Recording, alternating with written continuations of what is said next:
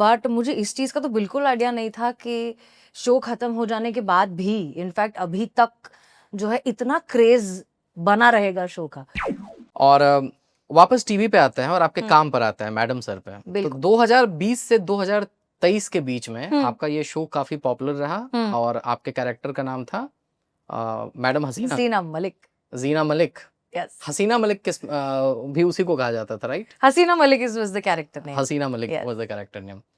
सो जब ये शो आपका चल रहा था, लोगों ने इसे इतना प्यार दिया और प्यार का आलम वो था कि मेरे को लगता है पहली दफा ऐसा हुआ था टेलीविजन इतिहास में कि आपके उस कैरेक्टर को 6-7 अलग अलग शोज में कैमियो के तौर पे दिखाया गया था, क्रॉसओवर हुआ था। यस। उस दौर की बात कीजिए कि वो क्या था, वो मैडनेस और वो पूरी चीज।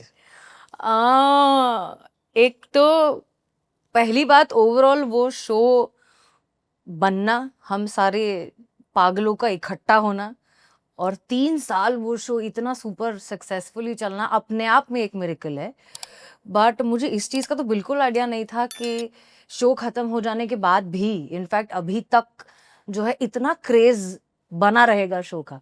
और इनफैक्ट हम जब वो बना रहे थे, you know, when we were creating that character, when we were creating that show, हमको नहीं पता था कि ये इतना ऐसा कुछ हो जाएगा, बिकॉज वो अपने आप में एक रिस्क था। जहाँ टेलीविजन में यूजुअली बहू और रोती हुई हीरोइन और फैमिली ड्रामा और किचन पॉलिटिक्स जहाँ यूजुअली हमेशा चलता है, वहाँ पर एक ऐसा शो बनना जिसमें 4 पुलिस वाली हैं और उसमें से भी जो मेन पुलिस वाली है वो दबंगी भी नहीं है, वो तो सॉफ्ट स्पोकन है, दूसरी दबंगी है मार धाड़ करने वाली। तो वो अपने आप में कैरेक्टर सोचना ही, तो मुझे तो लगा था भाई ये कर लेते हैं experiment. I don't think TVs audience is ready for something so different.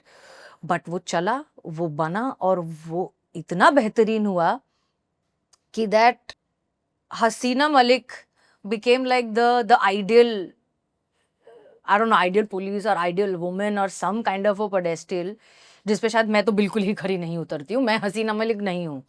मैंने बचपन में कभी सोचा होगा कि अगर मैं आइडियलिस्टिक वुमन हुई तो मैं कैसी होंगी।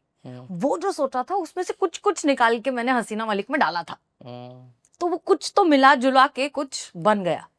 बट उसके बाद भी कितने लगातार 3-4 shows, I think Wagle and Vanshaj and probably a few more, जहाँ पर ऐसा जो नहीं होता है कि ये अगर कैरेक्टर यहाँ फंस गए हैं और कोई इसे बचा नहीं पा रहा है तो उसे आकर कौन बचाएगा? हसीना मलिक।